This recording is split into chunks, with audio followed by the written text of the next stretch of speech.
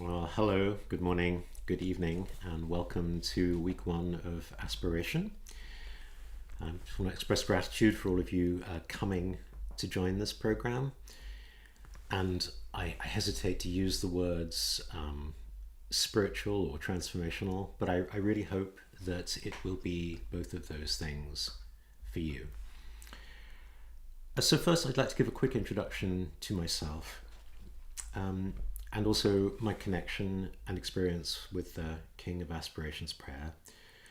I've been a student of Transcript Rinpoche for almost 30 years, and he appointed me an instructor, almost 2 decades ago. I've always been very drawn to his way of teaching the Mahayana and Vajrayana view and path, and I hope that what I share with you will be authentic to his lineage. I hope it'll be familiar to his students and inspiring to those who are new. Outside Dharma, I'm also a professor of leadership and an executive coach. So I'm very interested in questions of how we engage in transformation and change, both at an individual and a group level. What does it mean to have goals and aspirations as people living and working in the modern world? I also have a background in theoretical physics and computer science, and I've done research in artificial intelligence. So I'm very interested in the nature of reality, the nature of mind and consciousness as understood by contemporary science. And even though once we arrive at some kind of intellectual or scientific understanding of this truth, what then? How can Buddhism help us align our lived experience with what we know from the cutting edge of science? And speaking very personally, I've always been interested, since I was a teenager, in the different wisdom traditions of East and West. My wife, Claudia, is Chinese-Canadian, and we have 2 young sons. And I hope that one day when they are old enough to start asking bigger and deeper questions about life and about their own dual East-West heritage, this program might inspire some interest and curiosity in them. So with that, let me turn to the goal. My aim with this program is really to help deepen understanding and application of the King of Aspiration's prayer in your personal and spiritual growth. I don't want this to be just about intellectual study or information, but really be a journey of transformation, so that ideally there'll be some kind of shift in your mind and your heart between now and the end of the program. I hope that by the end you'll be one step closer to being able to aspire in the way that Samantabhadra does. I hope that you'll have a greater sense of wisdom and compassion and an expanded capacity for altruistic aspiration. I also hope you'll have a greater appreciation of Mahayana Buddhism and greater interest in engaging more deeply in the path of study and practice. Just a note on language, I'm going to try to not use more Sanskrit or Tibetan than we have to, but rather than give the full name of the prayer going forwards, I'm going to call it the Pranidhana Raja, as Zonza Khensa Rinpoche does. And so from the Sanskrit, Pranidhana has the meaning of an aspiration or prayer or vow, but also the sense of conduct, in the sense of how we carry ourselves in the world. And finally, a sense of meditation and contemplation. So it's a very rich word, covering a lot of different things. And Raja means king or sovereign or chief or best of its kind. So the title of the prayer, the Pranidhana Raja, is the king or the chief of aspiration prayers. And I hope as we go through these weeks you'll understand why it has that name. So I want to just talk a little bit about why is aspiration or prayer important? For those of you who are already following a Buddhist path, I hope you will already appreciate that aspiration is foundational. Zonza Khensa Rinpoche has taught with increasing emphasis over the last 10 or so years that aspiration really is our core and our central practice. from beginners to those who practice the highest non-dual paths. Even if we don't have time to do a lot of formal retreat or formal sadhana practice, he's often said aspiration is one thing that is easy to do, we can do at any moment. There really are no excuses not to be able to do that. So in that sense, it's very user-friendly, very economical, as he says. So I want to give us a chance to revisit and deepen and challenge our understanding of how do we approach aspiration right now in our practice. And secondly, His Holiness the Dalai Lama often says, "My religion is kindness." It's among his most quoted words. So what does it mean to be truly kind and compassionate? And how can we integrate these ideas of kindness and compassion with the wisdom of non-duality? What does that mean? And how will our kindness, our compassion, and our wisdom transform as we progress along the Buddhist path? Third, for those of you who are Buddhist, two truths. And all Mahayana students are familiar with the Heart Sutra, the central line that form is emptiness, emptiness is form. But what do we actually mean when we say emptiness is form? So East Asian Buddhism in general, and this prayer in particular, offers a really wonderful depiction of what that means. Yeah, wonderful not just in the sense that it's great and admirable, but in the sense that it will really cause us to wonder. It's a wondrous thing. Yeah, there's images which are beyond our normal ability to conceive and understand. And that's really a very important part of understanding the middle way in the Mahayana.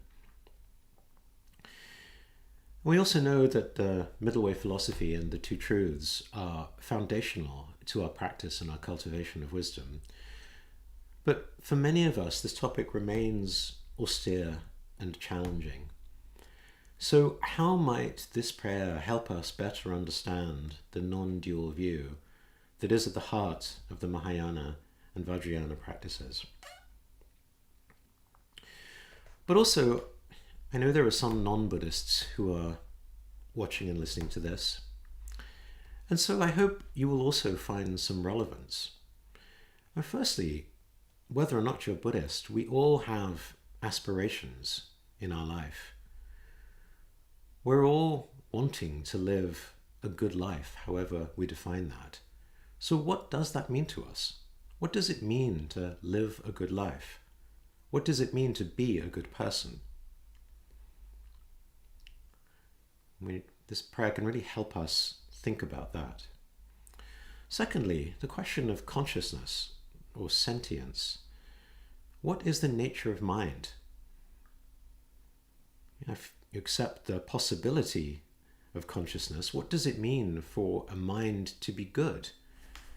And this is becoming increasingly relevant now that artificial intelligence is moving so quickly, and people are asking questions all the time about, is our work on AI aligned with what we want as humans?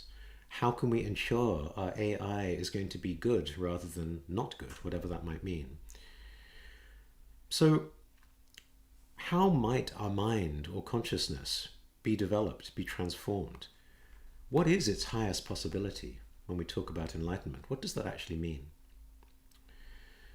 And thirdly, just in the world in general, we're all confronted with interdependence. We know we have climate change and global environmental crises. We see wars and global events being delivered to our iPhones in real time and in high definition video. But it can feel overwhelming. How might we respond? How can we cultivate mental health and emotional resilience? What does it mean to have the right kind of ethics for the 21st century, to be engaged socially and politically? How can we transform our hearts and our minds to embody the realization of interdependence and compassion? So I hope we'll find that the Pranidhana Raja gives us profound insight into all of these questions. I also want to share with you a poem. This is from William Blake, The Auguries of Innocence. And William Blake was an 18th to 19th century English poet, largely unrecognized in his life, but now considered a seminal figure in the history of poetry and visual art in the Romantic Age. And this poem starts with some very famous lines, which you may know. I'll just read it, the first 4 lines. To see a world in a grain of sand, and a heaven in a wild flower, hold infinity in the palm of your hand, and eternity in an hour. So I think many people are touched by words like this, even if we may not really understand what it means or how we might integrate that understanding into how we live. But I find it very inspiring that many of us are touched by language like that, even if we have no real connection to Buddhism or the spiritual path. They're like seeds that one day will hopefully turn into flowers or trees that will blossom. It's the first stirring on the Bodhisattva path. So whether you've been on the Buddhist path for many years, or whether you just find something inspiring about seeing the world in a grain of sand, I hope the Pranidhana Raja has something for you. So this first session is really just to introduce the prayer and to talk a little bit about what's going to happen in the coming weeks. I'm going to talk about the structure of the program, where each week we'll focus on a different verse and a different aspect of the prayer, and how we'll integrate these teachings on compassion and wisdom into the journey. The sessions will all be recorded and eventually transcribed, and there will be a discussion forum on the website for an opportunity to ask questions, to engage in conversation with each other. And I really want to encourage you not just to treat this as a online series of lectures, but to engage with each other and also to engage in your own practice, in your own reflection. What does aspiration mean to you, and how, if anything, does this prayer change the way you think about it? And as part of that, I want to encourage you not just to note the things that you might already agree with, or note what you disagree with. Don't just think in terms of your current understanding. Allow yourself to be touched and provoked and challenged. One of my mentors was Bob Keegan at Harvard University, and he would always encourage his students to approach the world with a transformational view. In other words, if you find something that doesn't fit your view or that you don't like, don't try just to change it or ignore it or hope it goes away. Instead, ask yourself, how can this experience or this piece of information transform me? And Mahayana students will recognize this as very similar to the mind training practices of Lojong. So there's going to be perhaps quite a lot in this prayer that may not seem very familiar in terms of our ordinary way of seeing the world.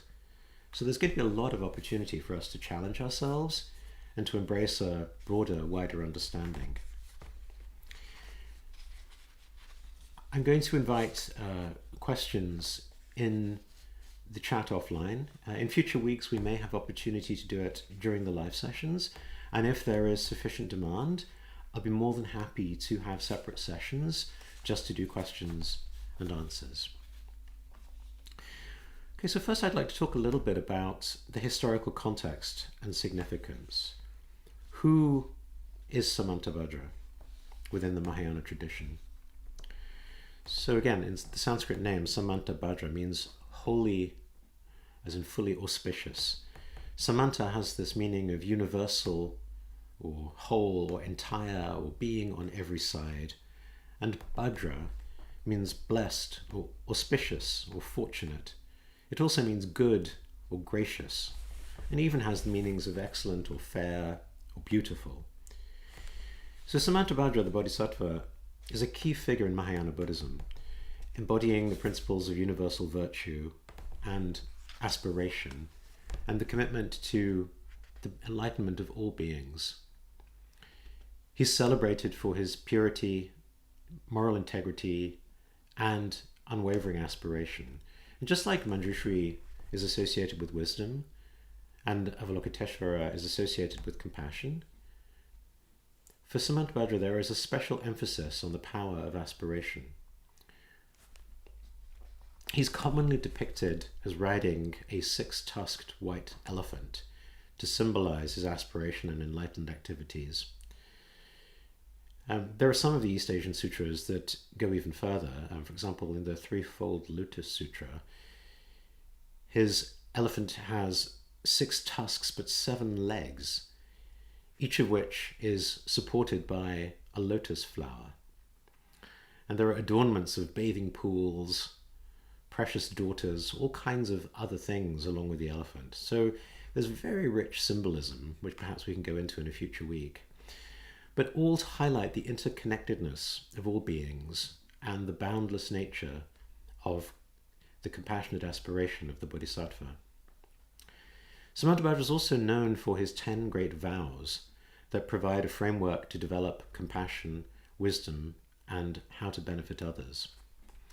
And really central to his teaching is the cultivation of bodhicitta, aiming for the enlightenment of all beings.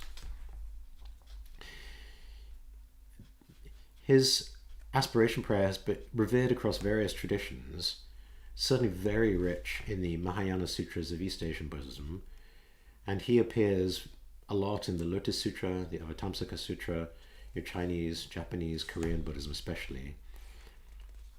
Very much a model for living a compassionate, service-oriented life, because he's known for his selfless vow to forego his own personal enlightenment until all beings are enlightened.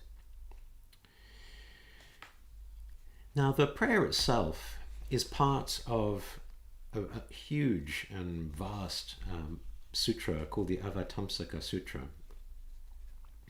And actually, even within that sutra, it's in the concluding chapter, which is actually a very large sutra on its own called the Gandavyuha Sutra.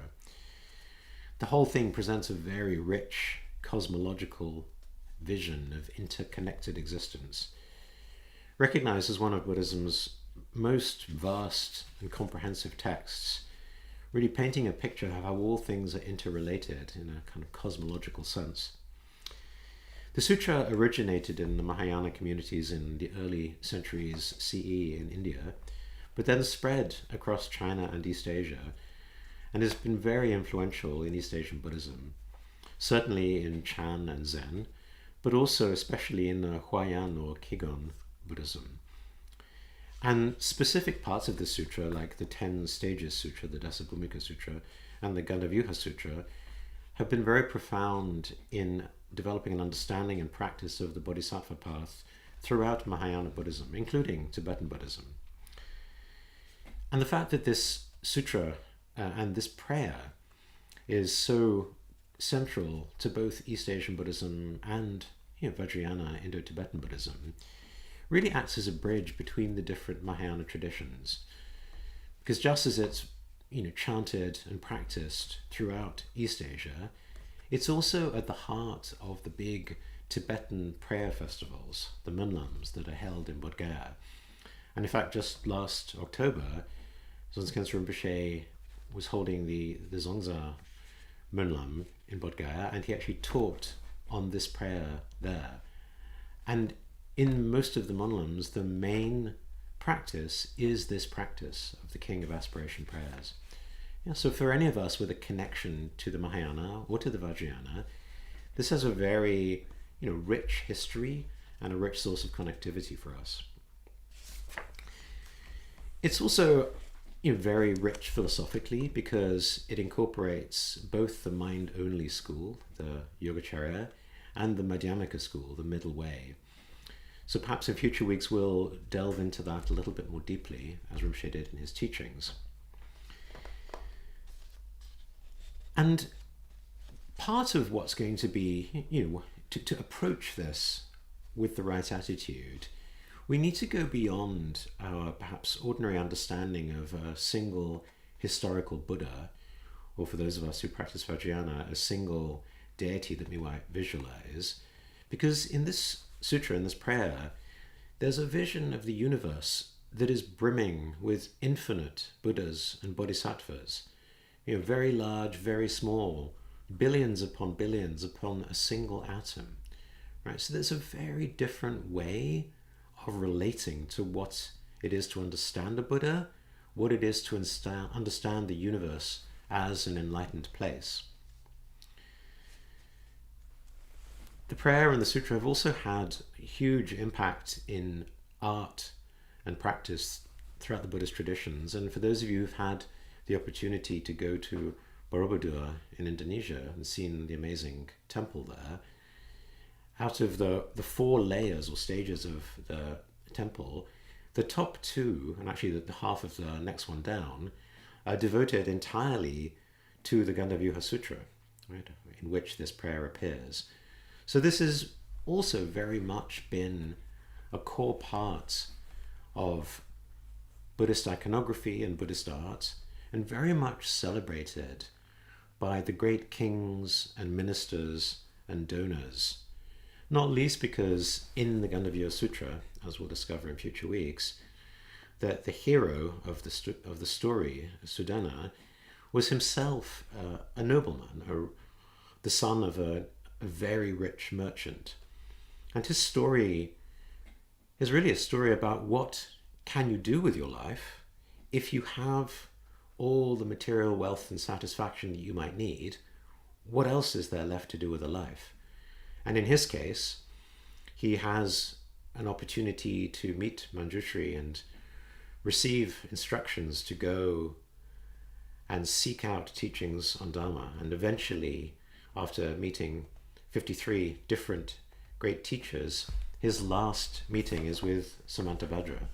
It's an almost mystical encounter, but at the end of that, Samantabhadra speaks this King of Aspiration's prayer.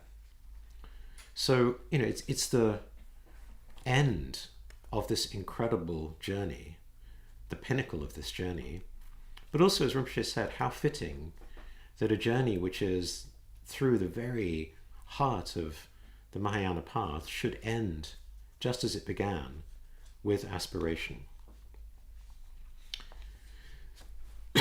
Excuse me.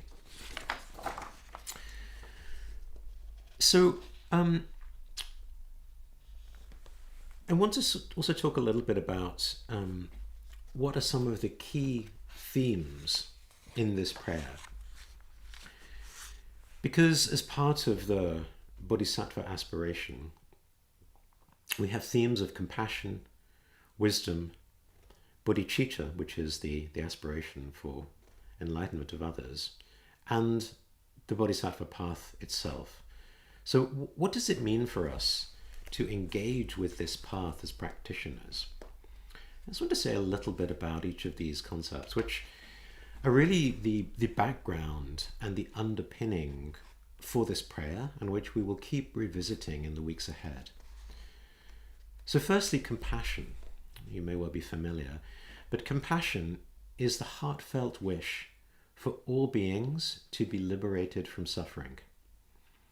And it really is the driving force behind the journey of a bodhisattva, pushing us beyond our self-interest and our desire just to look to our own needs, and really being motivated by a deep concern for the welfare of others. And in particular, there's an emphasis on the universality of this compassion, right? Not just for ourselves or for our friends and family and people we like, but for all sentient beings, all different forms of life, people that we may have less interest in, people we may actively dislike. How can we cultivate that same sense of compassion for them? And that in itself becomes a very great practice of expanding our hearts and expanding our minds. The next core element is wisdom, which in the Mahayana is all about emptiness or shunyata, or interdependence. It's a cornerstone of Mahayana Buddhism, where we're taught that all phenomena do not have any intrinsic or inherent or independent existence, but they only arise through interdependent relationships. This doesn't mean at all that we end up in a place of nihilism, far rather that we are liberated from this grasping to self, to ego, which is the root of suffering. And relatively, of course, wisdom gives us the discernment that we need to navigate the world skillfully and to act in a way that really does benefit others, rather than just blindly stumbling through aspiration alone. So the Bodhisattva path really integrates the union of wisdom and compassion. We must clearly understand and realize the nature of wisdom, but act from a place of deep compassion. And in contrast to the Western understanding of a wise person being old with lots of grey hair and knowing a lot of different things, the Buddhist idea of non-dual wisdom means going completely beyond conventional understanding, fixed dualistic ideas, and being able to embrace limitlessness and ultimately inconceivability. And this prayer will be bringing us again and again to a vision of limitless Buddhas, going beyond a linear historical time, but the simultaneity of past and present and future. The idea of a sacred or enlightened world. I remember a story. There was once a mother who went to Albert Einstein and she wanted her son to become a scientist, and she asked Einstein, "What reading material should I give him?" And he said, "Fairy tales and more fairy tales." So I think there's some great wisdom in going beyond our rational limitations. And I think this prayer and the sutra behind it will really help us to do that. Next, bodhicitta. So in the Mahayana Buddhism, this is the mind, or the heart and mind of enlightenment, the unwavering aspiration to attain Buddhahood for the benefit of all beings. It's the seed from which the vast tree of enlightened activity grows, nourished by our practices and aspirations. It really helps us beyond our limited worldly aims and our limited understanding of what it is to help another person. And the prayer is not only a celebration of bodhicitta, an admiration of this noble aspiration, but it's also a manual for how we might cultivate it and what kinds of attitudes and actions we can engage in as an aspiring bodhisattva on the path. The path itself, the bodhisattva path, unfolds through a series of stages as we develop more virtue, more capacity, more wisdom, more compassion. And the prayer introduces us to these practices, the paramitas: generosity, discipline, patience, diligence, meditation, and wisdom. Each step, again, motivated to increase our own capacity and accomplish enlightenment so that we might better be of benefit to others. And always reminding us that although the aspiration may feel very idealistic, it's not just an idealistic aim. It's a practical commitment that is really an invitation for us to practice and put this into action in our own lives. So just to summarize again, these themes, compassion, wisdom, bodhicitta, the bodhisattva path, they intertwine to form the very foundation of our practice and for the rest of this program. So please keep them in mind as we go through the prayer, as we go through the verses, because these themes, as we keep coming back to them, they will help us remind ourselves of what this is all about and continue to enrich our understanding. So I just want to turn now a little bit about the program structure and the weeks ahead. In terms of the way it's going to be structured, the intention is very much to follow Azonza Khensa Rinpoche's teaching. We'll go through all the verses, and there'll be ample time also for the discussion of the grander Mahayana view of non-duality, wisdom and compassion, and talk about the two truths in terms of practical application of this aspiration in our lives. And like Rinpoche, we're actually going to start next week with the verses on benefits, even though in the prayer they come towards the end. I'm going to just turn to the website, and hopefully you'll be able to see this. So if those of you, if you haven't yet followed along with the website, go to madhyamika.com, which is what I'm going to be on right now. And there's a page under teachings on aspiration. And you'll see here, this is just the front page, and as the weeks go by, I'll populate this page with links to each of the week's teachings and videos. But you'll see there's already a link here to the outline. So I'd just like to briefly go through it. So this is the first week, obviously, the introduction, just going through the key concepts and giving you some practical information. Next week, week 2, is called The Journey Begins, all about awakening to potential. Yeah, the image of the lotus flower blooming in the muddy lake. So we'll talk about the benefits of reciting and reflecting upon this prayer and how it helps us accumulate merit, avoid lower rebirths, and eventually attain Buddhahood.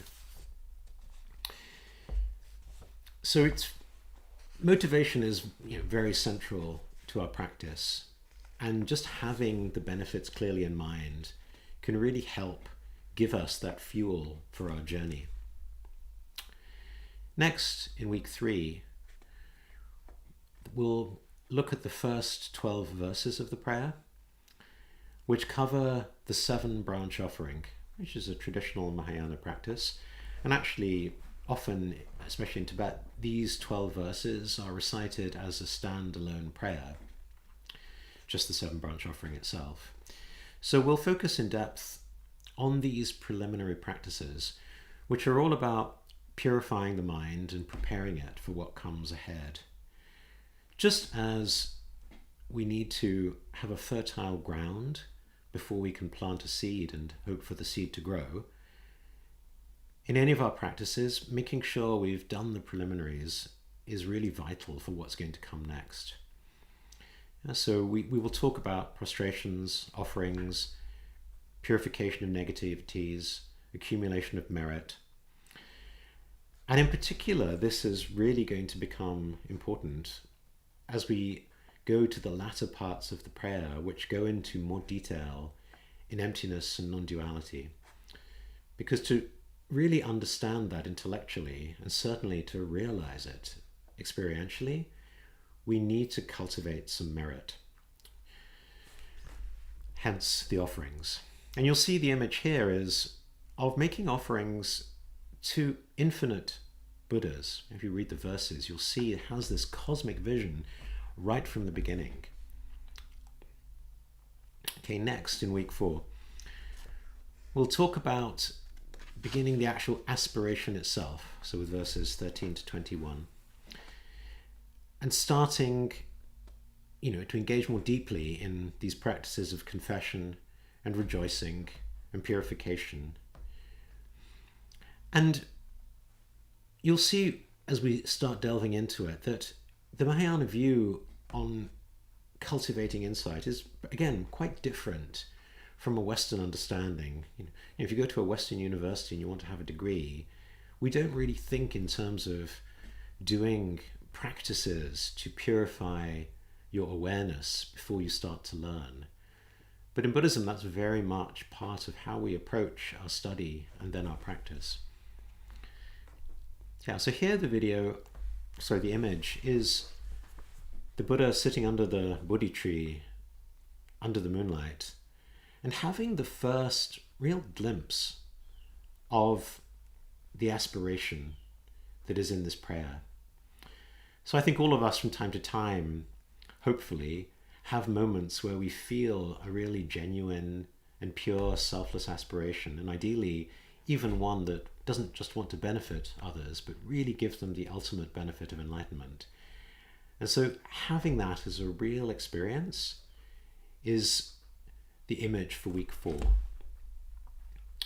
And week 5, we move to verses 22 to 27. And here the next 6 aspirations go more deeply into making our practice not just an initial inspiration, something that excites and inspires us, but something that's an ongoing journey.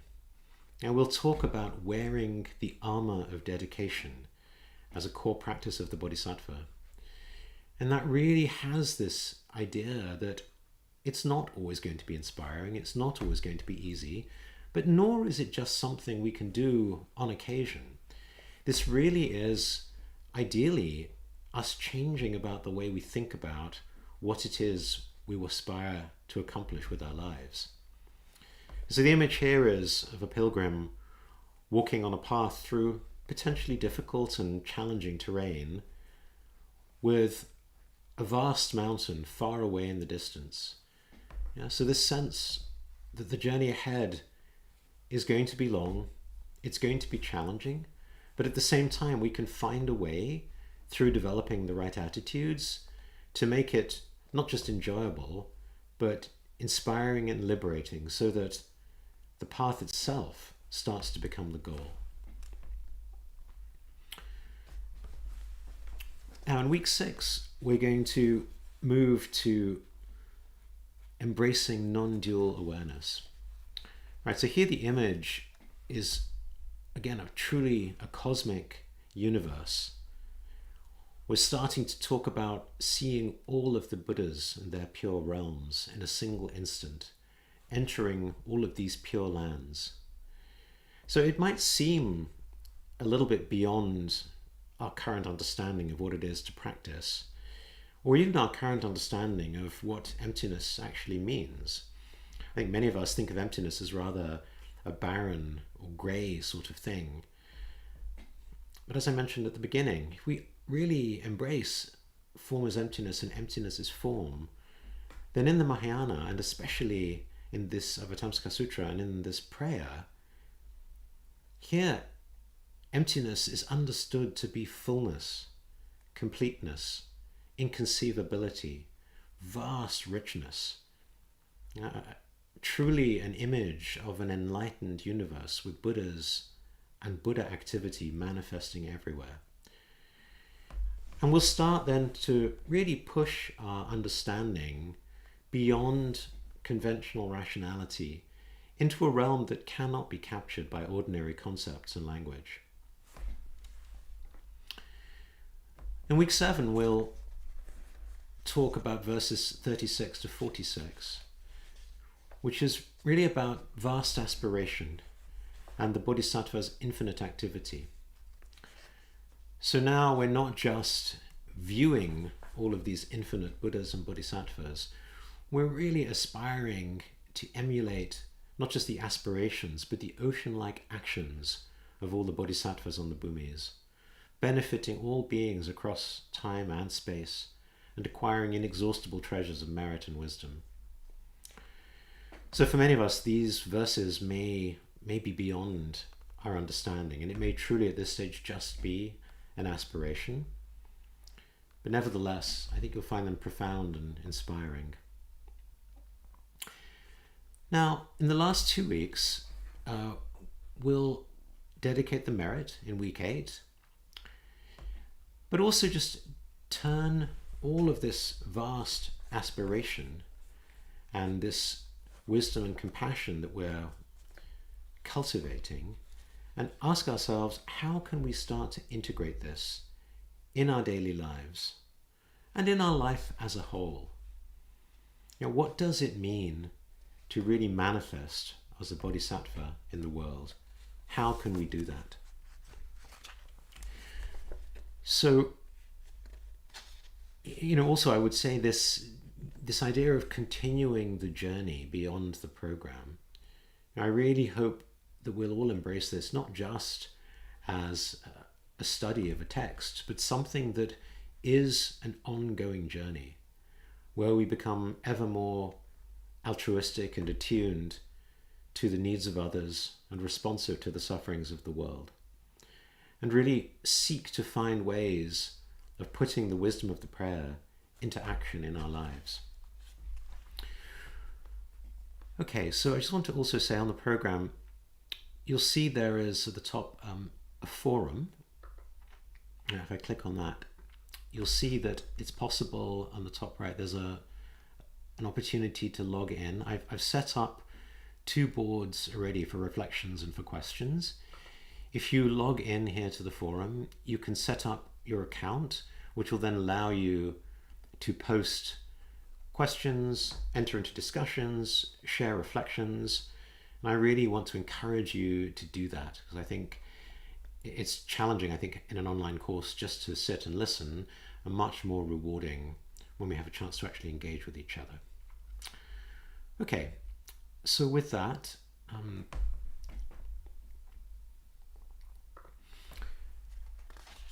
I'd like to talk a little bit more about aspiration itself. As I've already said, it's not just a concept, but in Mahayana Buddhism, it's a practice. Yeah, it's the very heart of the Bodhisattva path. And it's also the fuel for our journey. And not just something that is for the future, but ideally something that has moment by moment relevance. Remember that every moment, just in the same way we can be aware or unaware, mindful or not mindful, we can also be conscious of our aspiration or unconscious. We can be choosing to act intentionally in accordance with our aspiration, or we can be acting without thought, or perhaps even worse, selfishly. So this really is, like all of our practices, something that we can put into practice in every moment. And I really want to encourage that. I also will be encouraging during the course of this program the idea that we can be very intentional about our aspirations. I like to talk about aspiration design, right? Thinking of this as something which we can craft, not something that is just there for us. I would ask each of us, how many of us have really thought what it is that we want from our lives? We all have hopes, goals, aspirations, but to what extent are they actually ones that we've chosen for ourselves, rather than just conventional ones that perhaps our parents want for us, or society expects from us? So there's part of the challenge of being a bodhisattva on the path is really to design and choose your aspirations for yourself, wisely, not just go with whatever you've been given or habitually have done. As you think about what does it mean to have a good or happy or fulfilled life, what does it mean to act wisely and well in the world? How can we contribute to the world in a way that we would consider good? All these questions I think are really important.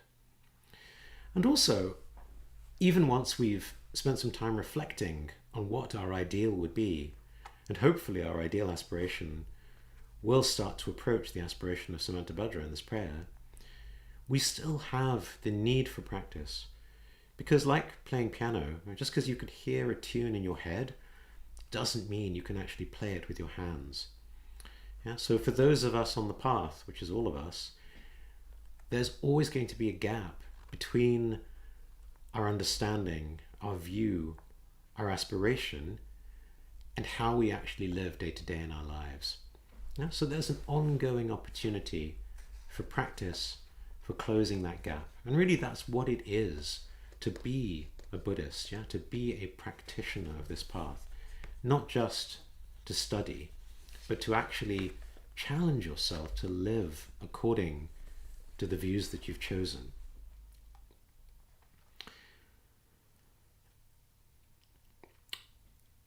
I want to just before we end today, have a chance to do some practice together with you right now.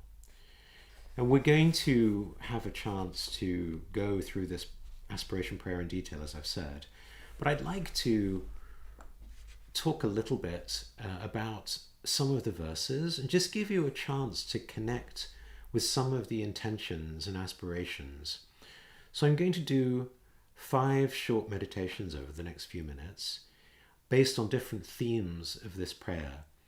And in each case, I'll introduce the theme and read a couple of verses and then give you some space for contemplation and for meditation. And I want to invite you to really reflect on and set your own aspirations for this journey. So before we start, if you're not already in a comfortable position, please find a way to sit comfortably and relax. And the first theme is connecting with all of the Buddhas in all directions of the universe, past, present, and future. So very different from the idea of a single historical Buddha or a single guru. Here we're really taking on the grand view of the Mahayana. And we're going to imagine paying homage, honoring, and celebrating them with our devotion, filling our body, speech, and mind. And for those of you who are not Buddhists, perhaps just you can consider what for you do you admire as the highest possibility or aspiration for this life. And also reflect on the interconnectedness of all beings and all life, and how all beings are a part of this journey, and how all the Buddhas and Bodhisattvas are a support for us on this journey. So here's the verse itself. Verse 1. To all the Buddhas, the lions of the human race, in all directions of the universe, through past and present and future, to every single one of you, I bow in homage. Devotion fills my body, speech, and mind.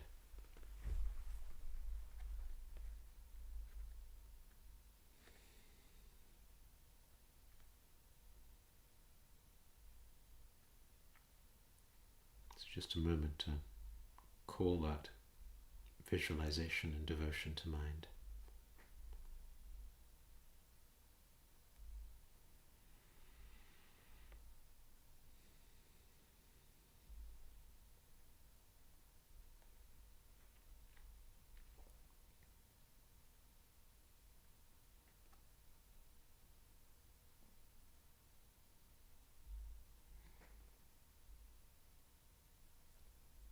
Okay, so next,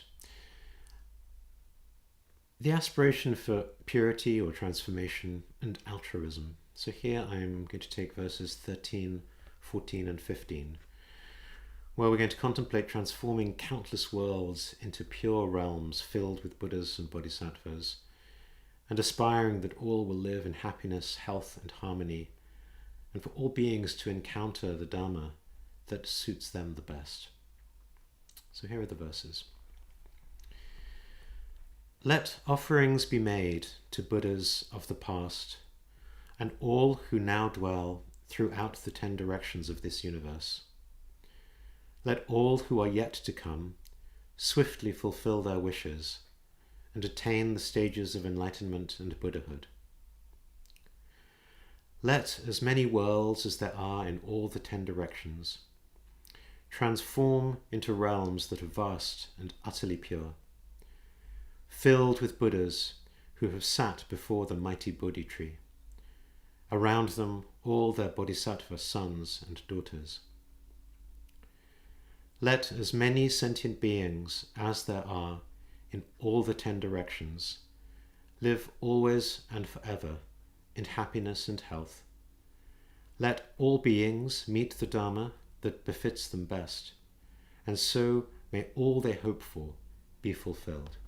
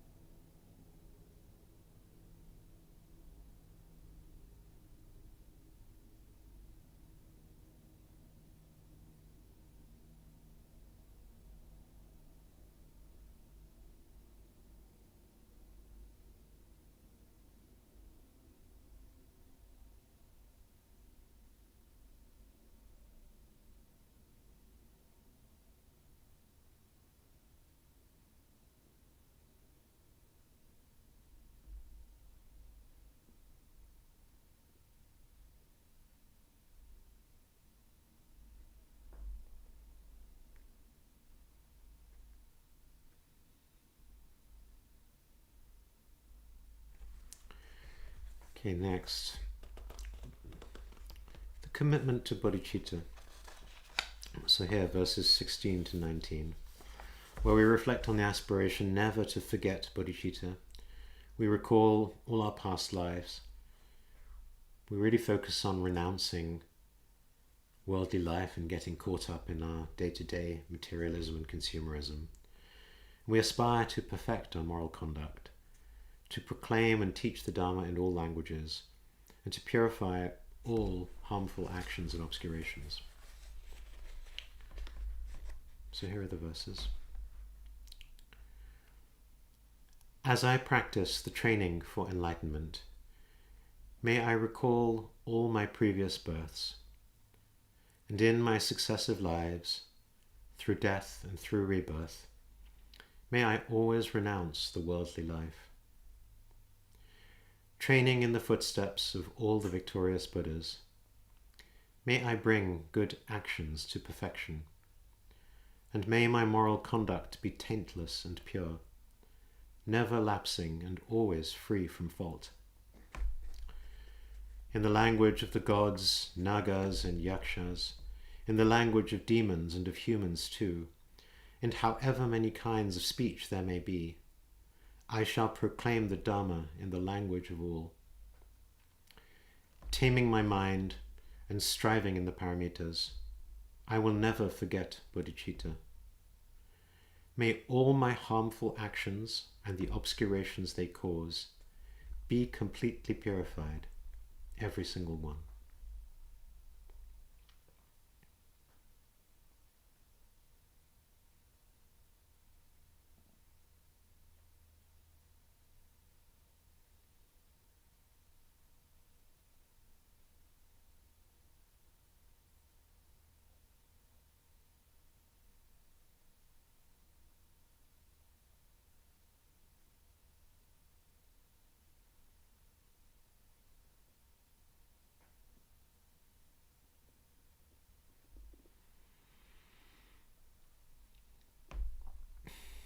Okay, next. The aspiration to benefit all beings. This is verses 20 to 22. Here we're really embracing the commitment to act for the well-being of all beings, like a lotus unstained by mud, or the sun and moon moving unhindered across the sky. And we're strengthening our resolve to bring enlightened action to perfection and to serve beings according to their needs. May I be freed from karma, harmful emotions, and the work of negativity, and act for all beings in the world. Just like the lotus flower to which mud and water cannot cling, or sun and moon that course unhindered through the sky. Throughout the reach and range of the entire universe, I shall pacify completely the suffering of all the lower realms. I shall lead all beings to happiness and work for the ultimate benefit of each and every one. I shall bring enlightened action to perfection, serve beings so as to suit their needs, teach them to accomplish good actions, and continue this throughout all the aeons to come.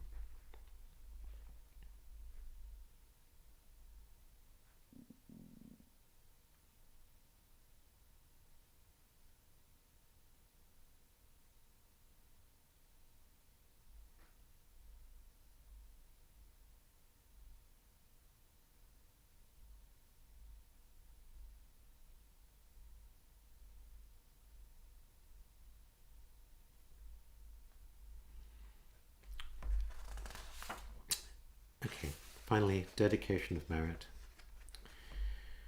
So, you may well be familiar, at the end of a practice, we dedicate all the virtue, all the merit gained from our practice to the accomplishment of all beings.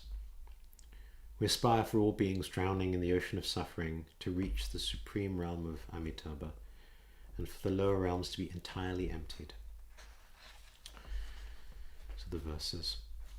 Through whatever small virtues I have gained by reciting this aspiration to good actions, May the virtuous wishes of all beings' prayers and aspirations all be instantly accomplished. Through the true and boundless merit attained by dedicating this aspiration to good actions, may all those now drowning in the ocean of suffering reach the supreme realm of Amitabha. May this King of aspirations bring about the supreme aim and benefit of all infinite sentient beings. May they perfect what is described in this holy prayer uttered by Samantabhadra. May the lower realms be entirely emptied.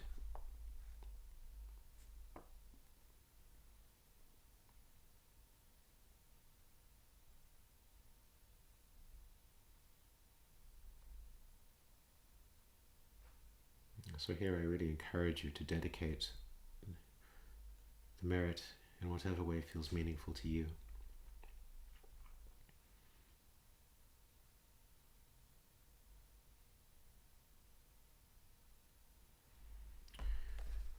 Okay, so bring our awareness back to this moment, and I hope you're carrying a feeling of some inspiration and connection to the vast aspirations of this King of Aspirations prayer.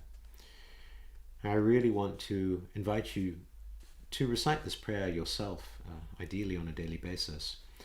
I'll attach links in the texts to the webpage.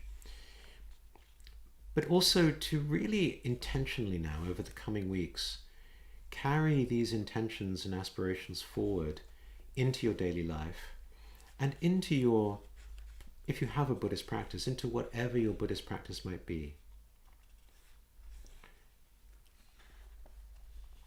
Okay, so just in conclusion, once again, just to emphasize here that we are going to be on a journey. It's not just a journey of study and understanding, although I really hope we will cultivate that, but very much one of setting aspirations and intentions mindfully with choice, and ideally a vast aspiration and intention like Samantabhadra. I want to thank you for joining us today and really highlight that this is ideally going to be a collective practice and program for all of us going forward. So I do want to invite you to engage in the online community.